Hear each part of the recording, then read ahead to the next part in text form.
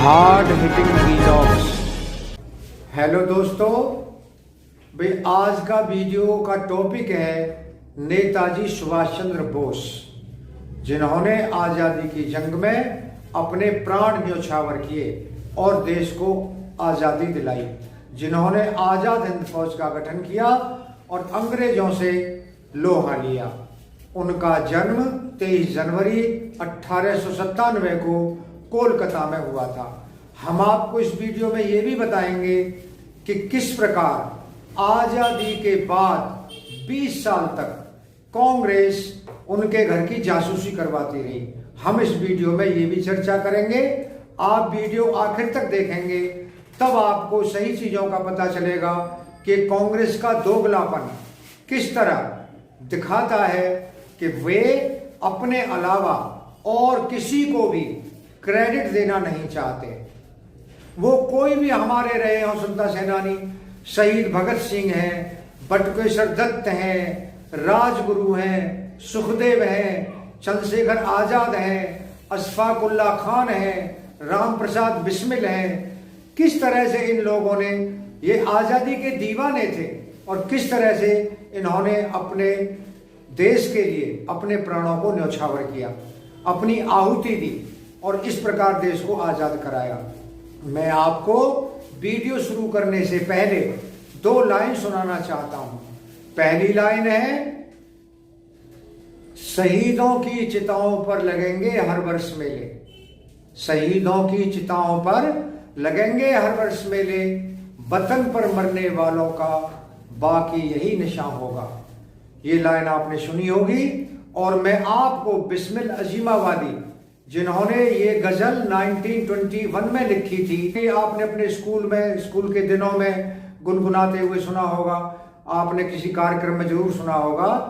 सरफरोशी की तमन्ना अब हमारे दिल में है, सरफरोशी की तमन्ना अब हमारे दिल में है, देखना है जोर कितना बाजुए कातिल में है। आज फिर मक्तल में कातिल कह रहा है बार बार, आज फिर मक्तल में कातिल कह रहा है बार बार, आए वो शौके शहादत जिनके जिनके दिल में है, वक्त आने दे दिखा देंगे तुझे आशमा, हम अभी से क्यों बताएं क्या हमारे दिल में है। और ये तराना सुभाष चंद्र बोस की आज़ाद हिंद फौज हो, चाहे शहीद होने वाले दीवाने हो, उन सब की जुबान पर था। दोस्तों, अब हम उस टॉपिक की तरफ चलते हैं कि किस प्रकार इस दोगली कांग्रेस ने 20 साल तक उनके घर की जासूसी करवाई थी। इंटेलिजेंस ब्यूरो के मेंबर हर वक्त उनके घर पर रहते थे और हर वक्त उनके घर की जासूसी करते थे। और उनके घर का कोई भी मेंबर अगर कहीं बाहर जाता था, चाहे वो देश की यात्रा पर निकले चाहे विदेश की यात्रा पर निकले, तो किस प्रकार आईबी के ऑफिसर्स हर वक्त उनके साथ भेष बदल कर रहते थे। तो इसका भी हम इसमें खुलासा करेंगे। अब आप ऑडियो सुनेंगे और मैं आपको बताने जा रहा हूं किस प्रकार कांग्रेस ने उनकी जासूसी करवाई थी। नेताजी ने अपने भतीजे अमीयनाथ को 1939 में भेजे पत्र में लिखा था, कोट, मेरा किसी ने भी उतना नुकसान नहीं किया जितना जवाहरलाल नेहरू ने किया। महात्मा गांधी की राजनीतिक विरासत के दोनों दावेदार थे। संपूर्ण आज़ादी को लेकर बोस के आग्रह से गांधी को दिक्कत थी, लिहाजा उन्होंने बोस की जगह नेहरू को अपना राजनीतिक उत्तराधिकारी चुना, अनकोट। इसके बाद बोस अलग हो गए। नेहरू को इस बात से दिक्कत थी कि बोस नाजी जर्मनी और फासिस्ट इटली के प्रशंसक थे। नेताजी ने आखिरकार कांग्रेस के अध्यक्ष पद से 1939 में इस्तीफा दे दिया। इतिहासकार रुद्राक्ष मुखर्जी की 2014 में आई किताब नेहरू एंड बोस में वो कहती हैं, कोट, बोस मानते थे कि वे और जवाहरलाल नेहरू मिलकर इतिहास बना सकते थे, लेकिन जवाहरलाल को गांधी के बगैर अपनी नियति नहीं दिखती थी, जबकि गांधी के पास सुभाष के लिए कोई जगह नहीं थी, अनकोट। इसके बावजूद अपने से 8 साल वरिष्ठ नेहरू को लेकर नेताजी के मन में कोई दुर्भावना नहीं थी। वे उन्हें अपना बड़ा भाई मानते थे और यहाँ तक कि उन्होंने आज़ाद हिंद फौज की एक रेजिमेंट को ही नेहरू के नाम पर रख दिया था। आईबी के पूर्व मुखिया बीएन मलिक 1971 में आई अपनी किताब माई ईयर्स विद नेहरू में लिखते हैं, कोट, प्रधानमंत्री को इस काम से इतनी चिढ़ थी कि वे अपने दूसरे देशों के उन खुफिया संगठनों के खिलाफ भी काम करने की अनुमति नहीं देते थे जो भारत में अपने दूतावास की आड़ में काम करते थे, कोट अनकोट। ये जासूसी कुल 20 साल तक चली, जिसमें 16 साल तक नेहरू प्रधानमंत्री थे। बीजेपी के राष्ट्रीय प्रवक्ता और लेखक एमजे अकबर कहते हैं, कोट, सीधे नेहरू को रिपोर्ट करने वाली आईबी की ओर से बोस परिवार की इतने लंबे समय तक जासूसी की सिर्फ एक वाजिब वजह जान पड़ती है, कोट अनकोट।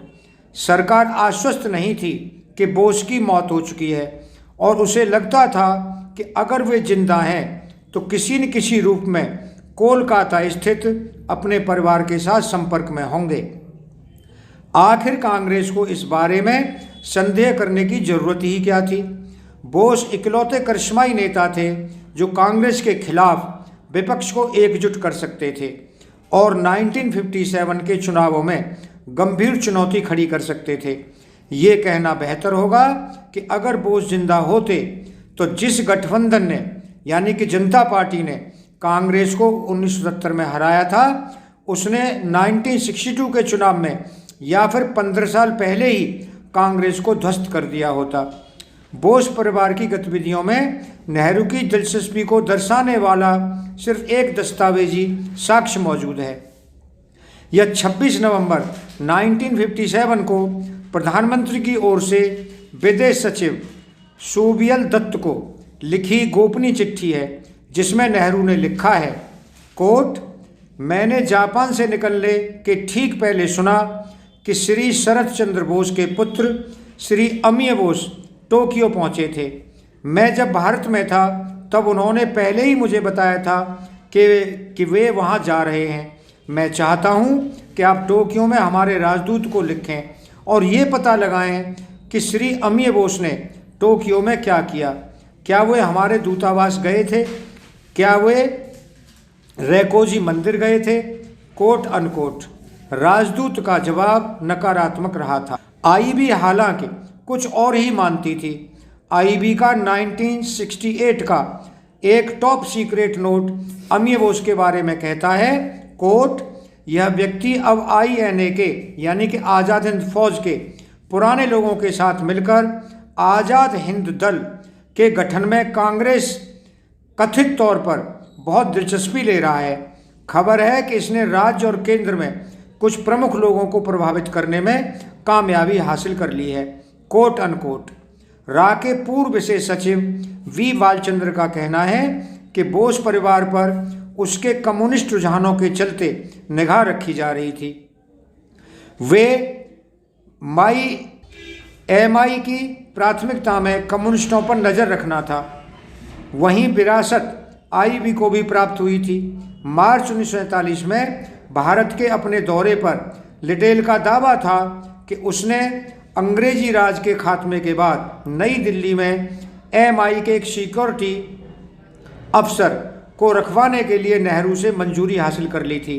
बालचंद्रन कहते हैं कि कम्युनिस्टों का पीछा करने की IB की सनक 1975 तक जारी रही, जब तक कि इंदिरा गांधी ने विराम नहीं लगा दिया।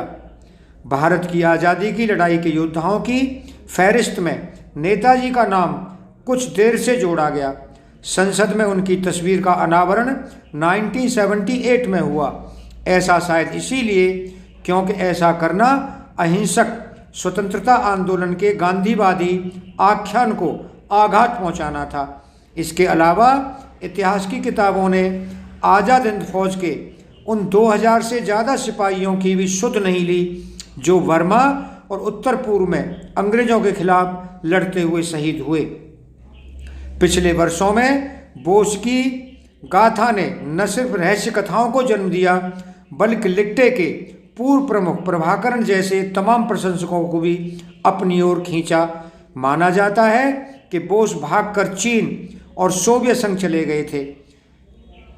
जहां से लौटने के बाद भारत में उत्तर प्रदेश के फैजाबाद में बाबा बनकर रहे और उनकी मृत्यु 1985 में हुई। बोस के जिंदा रहते उनके भागने की ये कहानियां गढ़ी गई थीं। अफगानिस्तान जाने के लिए बोस ने पठान का वेश धरा। रूस में यात्रा करने के लिए वो इटालियन कारोबारी बन गए और हिंद महासागर के बीचों बीच जर्मनी की पनडुब्बी से जापान की पनडुब्बी में आ गए।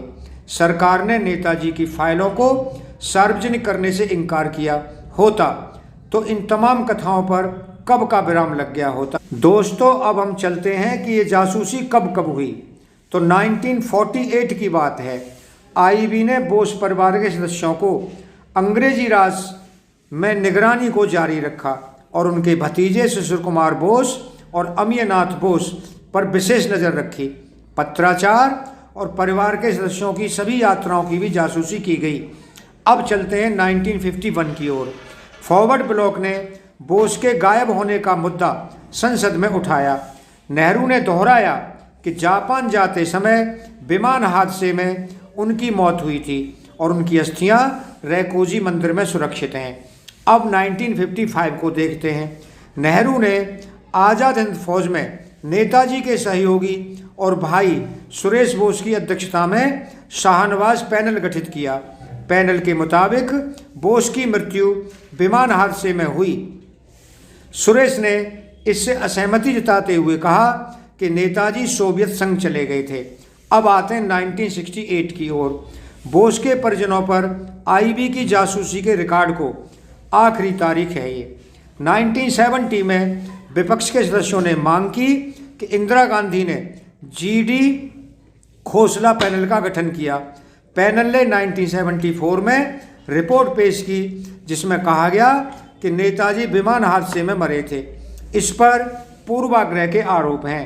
1978 में सबूतों में विरोधाभास के चलते प्रधानमंत्री मोरारजी देसाई ने शाहनवाज और खोसला पैनल के निष्कर्षों को खारिज कर दिया। 1999 में गृह मंत्रालय ने कलकत्ता हाई कोर्ट के आदेश पर जस्टिस मुखर्जी जांच आयोग का गठन किया। 2006 में मुखर्जी आयोग ने अपनी रिपोर्ट पेश करते हुए कहा कि नेताजी की मौत विमान हादसे में नहीं हुई थी बल्कि सोवियत संघ जाते समय हुई थी। यूपीए सरकार ने इसके निष्कर्षों को खारिज कर दिया। 2014 में यूपीए और एनडीए दोनों ने ही प्रधानमंत्री कार्यालय और गृह मंत्रालय के पास पड़ी नेताजी से जुड़ी फाइलों को सार्वजनिक करने से इनकार कर दिया। बोस परिवार से संबंधित पश्चिम बंगाल गुप्तचर विभाग की फाइलें सार्वजनिक की जा रही हैं और इन्हें दिल्ली के राष्ट्रीय अभिलेखागार में रखा जाएगा।